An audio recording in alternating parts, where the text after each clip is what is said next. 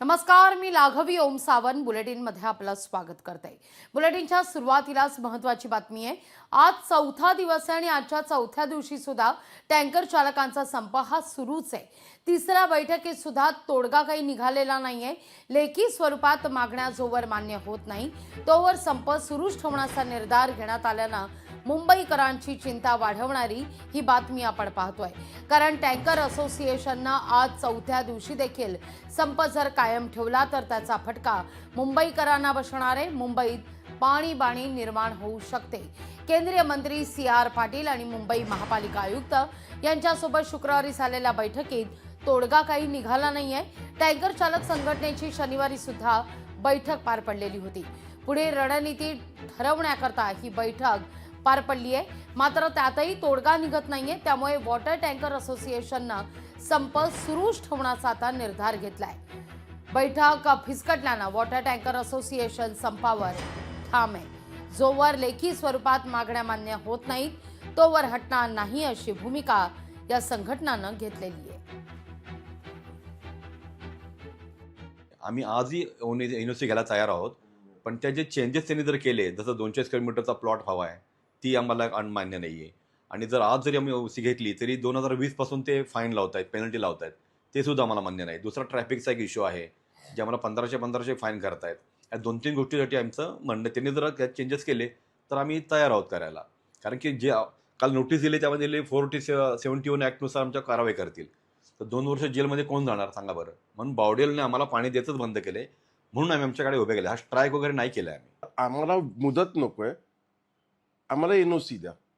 जी NOC मिळत नाहीये, कारण ही ऑनलाईन प्रक्रिया असल्यामुळे ना, ज्या अटॅचमेंट फाईल असतात त्या अटॅच केल्यानंतरच नेक्स्ट पेज ओपन होत आहेत। तर 200 स्क्वेअर मीटर 2000 स्क्वेअर फीट जागा जवळजवळ प्रत्येक विहिरी मालकांकडे नाही आहेत। तर ते आमचं एवढंच म्हणणं आहे, ते शिथिल करा। आम्ही तो अमेंडमेंट करायला एवढंच सांगतो की 2000चे तुम्ही 200 स्क्वेअर फीट काढा ना, पूर्ण कायदाच काढू नका। तो 2000 स्क्वेअर फीट 200 स्क्वेअर फीट तर जागा सगळ्यांकडे आहे आणि दुसरं रस्त्यावर भरायचं नाही तर मग कुठे भरायचं? या सगळ्याविषयी अधिक माहिती घेण्याकरता थेट जाऊया आपले प्रतिनिधी उमेश करंजकर आपल्यासोबत जोडले गेलेले आहेत। उमेश, काय अधिक माहिती या सगळ्या संदर्भात? सातत्यानं 3 बैठका होत आहेत, पण या 3 बैठकांमध्ये सुद्धा तोडगा काही निघत नाहीये। लेखी मागण्या पूर्तते संदर्भात आपल्याला हमी हवी अशी खरं तर मागणी आहे या संघटनांची, पण ती काही पूर्ण होताना दिसत नाहीये। त्यामुळे आज चौथ्या दिवशी सुद्धा संपावर ठाम दिसतात टँकर संघटना। आजपासून पुन्हा जर का संप कायम राहिला तर मात्र मुंबईत पाणीबाणी निर्माण होण्याची दाट चिन्ह दिसतील। उमेश, नक्कीच लागवी, ज्या प्रकारे आज चौथा दिवस आहे, टँकर असोसिएशनने ज्या प्रकारे ह्या सगळ्या संदर्भात संपाची भूमिका घेतली, त्यानंतर मुंबईमध्ये पाणीबाणी होऊ शकते। कारण खास करून जर आपण उपनगर पाहिले तर उपनगरामध्ये मोठ्या प्रमाणात टँकरने पाणी पुरवठा होत असतो। खास करून सोसायटी असतील, या सोसायट्यांमध्ये अनेक ठिकाणी जे आहेत ते टँकरने पाणी पुरवठा होतो। यासोबतच जे बांधकाम आहेत, मोठे मोठे बांधकाम सुरू आहेत उपनगरामध्ये, त्या उपनगरामधल्या बांधकाम विभागांना देखील पाणी पुरवठा होत असतो, रेल्वेला पाणी पुरवठा होतो। मात्र सध्या ज्या टँकर असोसिएशननी भूमिका घेतली की टँकरने पाणी पुरवठा करणार नाही, त्यामुळे ह्या सगळ्यांचीच अडचण झालेली आहे। आजच्या चौथ्या दिवशी देखील मुंबईकरांना त्याची चणचण भासणार आहे। त्यामुळे याच्यावर लवकरात लवकर तोडगा काढावा अशी मुंबईकरांची मागणी असली तरी प्रशासन काही हलताना दिसत नाही। कारण शुक्रवारी झालेली बैठकीमध्ये काही तोडगा निघाला नाही।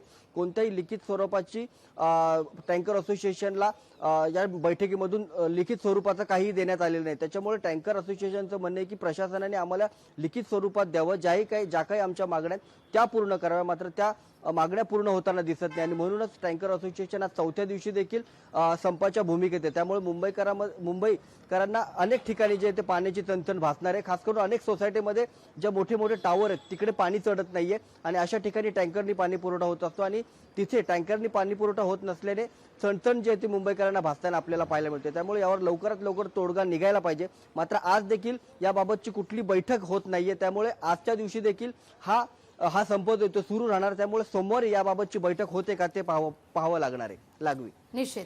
उमेश, तुम्ही असेच आमच्या समवेत जोडून राहा, कारण पुढची देखील फार महत्त्वाची बातमी आहे ज्यावर तुमच्याकडून अपडेट घ्यायचं आहे। लोकशाही मराठी, ऐका, पहा, जागरूक रहा।